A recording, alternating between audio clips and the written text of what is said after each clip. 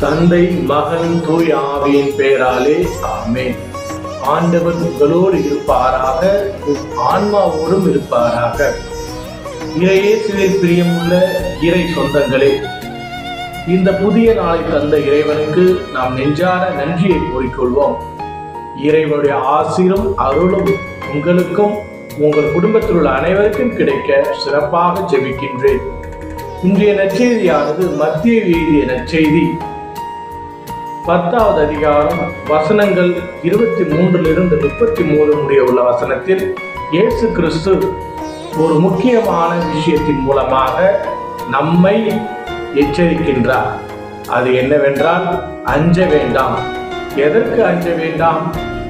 ஆன்மாவை, அதாவது உடலை கொள்பவர்களுக்காக அஞ்ச வேண்டாம். மாறாக உடலையும் ஆன்மாவையும் கொல்லவர்களுக்கு அஞ்சுங்கள் என்று கூறுகின்றார். ஏனென்றால் நம்முடைய ஆன்மா இறைவனுடைய ஆலயம், அதில் இறைவன் தங்கியிருக்கின்றார்.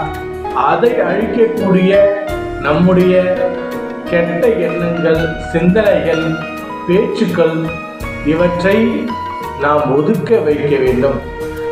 விவிலியத்தில் இவ்வாறு கூறப்படுகின்றது, நம்முடைய உடலுக்குள் செல்பவை நம்மை தீங்குபடுத்துவதில்லை, மாறாக நம்முடைய ஆன்மாவிலிருந்து வெளிவருவதுதான் நம்மையும் தீங்குபடுத்துகின்றது, பிறரையும் தீங்குபடுத்துகின்றது என்று கூறுகின்றது.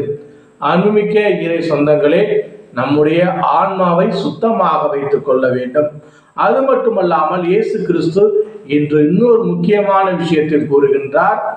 மக்கள் முன்னிலையில் என்னை ஏற்றுக்கொள்பவரை நான் விண்ணுலகில் இருக்கும் என் தந்தையின் முன்னிலையில் நான் ஏற்றுக்கொள்வேன் என்று கூறுகின்றார். ஆகவே நாம் நம்முடைய ஆண்டவர் இயேசு கிறிஸ்துவை ஏற்றுக்கொள்வோம். நம்முடைய துன்பங்கள், துயரங்கள், வேதனைகள், சோதனைகள் மத்தியில் நாம் அவரை ஏற்றுக்கொண்டு அவருடைய அன்பு பிள்ளைகளாக வாழுகின்ற போது விண்ணரசில் இறைவன் நம்மையும் ஏற்றுக்கொண்டு அவருடைய பரலோக ராஜ்யத்தில் ஒரு இடம் தருவார் என்ற நம்பிக்கையோடு இந்த புதிய நாளை தொடங்குவோம். இறைவனுடைய ஆசீர்வாதம் உங்களுக்கும் உங்கள் குடும்பத்தில் உள்ள அனைவருக்கும் கிடைக்க சிறப்பாக ஜெபிக்கின்றேன். எல்லாம் வல்ல இறைவன் தந்தை, மகன், தூய திரு ஆவி உங்கள் அனைவரையும் இறைவன் நிறைவாக ஆசீர்வதிப்பாராக. ஆமென்.